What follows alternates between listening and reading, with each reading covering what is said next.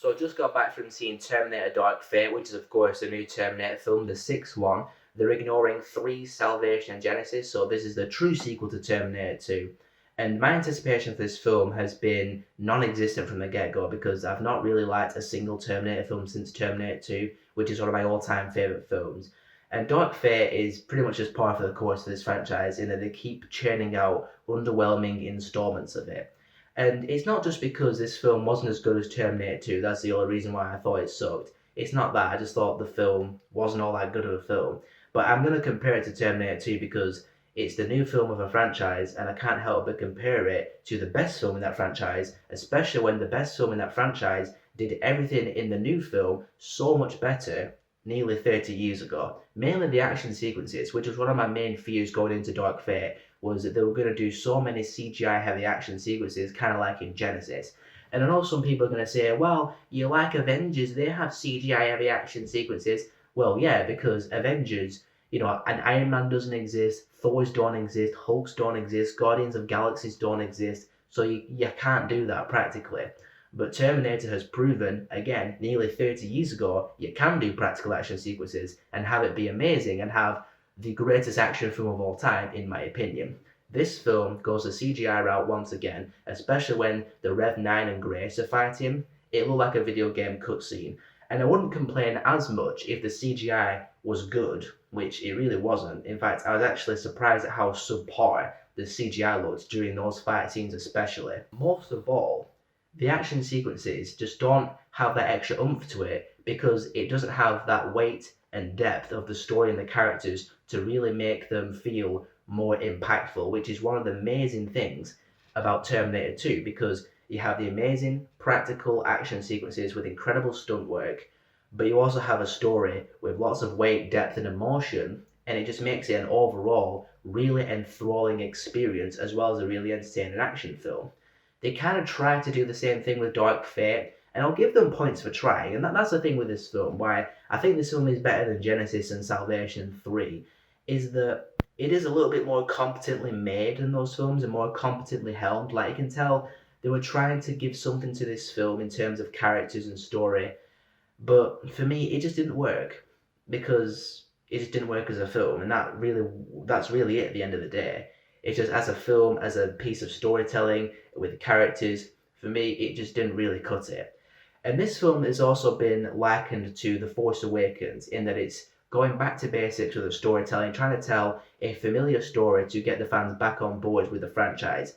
And where this film failed, where The Force Awakens succeeded for me, is that I didn't really care about the new characters, Danny and Grace. They're the two really only new characters in the film, and the film didn't really do anything to attach me to them or get me, you know, I just didn't really care about them all that much. And the depth they tried to go for with them just didn't really work for me. And as far as the returning players go, Linda Hamilton is back as Sarah Connor, as everybody knows. She was a welcome return. I like seeing her being the older, kind of veteran badass, kind of like Jamie Lee Curtis in last year's Halloween film. And Arnold was nice to see again. I mean, it's a Terminator film, so he was always going to be back. But the thing is with Arnold and Sarah Connor in this film, some of their dialogue is really cringy. Like, anytime someone swears in this film, like drops an F bomb, it felt really forced because the film's rated R. And I remember Tim Miller gave an interview a bit ago saying they made the film rated R, and I quote, because the fans demanded it. Always a great thought process behind making a film, and every time, well, not every time, but most of the time they dropped an F bomb, it felt cringy and forced into a situation, and I'm just like, why? This film could have been easily PG-13 and it wouldn't have made it any different. Just minus a few cheesy F bombs and some blood splatters. That's it. So yeah, that annoyed me. Plus Arnold's dialogue, once again, they just write in jokes that try to be funny, just like in Genesis, and that really did not work. Like Terminator 2, there are scenes like in the car, Gerard Duquad. That's obviously supposed to be a scene of somewhat levity, trying to lighten the mood a little bit, but it didn't feel forcefully trying to be funny, if that makes sense. They're now just trying to make more one-liners for Arnold, just like they did in Genesis, and once again, it doesn't work. And I liked the concept of Arnold in this film, the Terminator in this film. I'm not going to spoil it, but the backstory they explained for him was interesting. but it just didn't resonate because the entire film didn't resonate for me. Speaking of not resonating, the Rev 9, I was not a fan of him. The concept of him was good, like Arnold's backstory in this film, but it's just I didn't find the actor to be very physically menacing. Like, especially when he has that stupid grin on his face, my whole body's a weapon. It just felt really weird with a Terminator, the bad guy Terminator, constantly smiling all the time. Like, yeah, I'm looking for Danny. Is she anywhere around here? Or whatever. I can't remember what he said. But it was just weird. It wasn't really all that menacing. And people say, well, Robert Patrick was not that menacing. I thought it was menacing. He was like really cold. And that's the thing, he wasn't doing the stupid grins and he just really cold, and he just felt like an unstoppable force of destruction and death and carnage. This Rev 9 just didn't. And again, playing back into the action sequences with him fighting Grace and all that rubbish.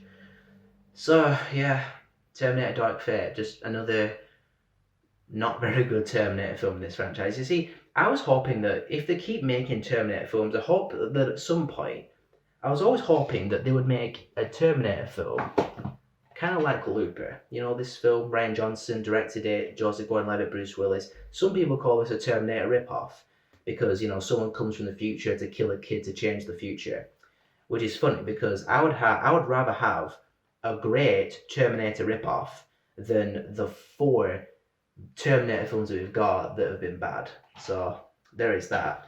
But that film, even though it does have like CGI kind of city backgrounds and stuff, it still felt practical and gritty, and it was small scale. And even something like Logan, because that's got someone protecting somebody from people who are chasing them. Give us a Terminator film like that, and something like Terminator 2. Give us small scale, gritty, practical action films. Films that just have a kick to them.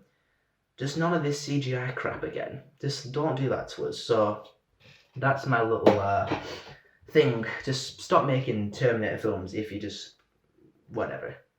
I'm just talking rubbish now, but yeah, Terminator Dark Fate. I had no hope for it really, but I went into it with an open mind because all I really wanted it to be was a good film. But for me, it just didn't cut it for me.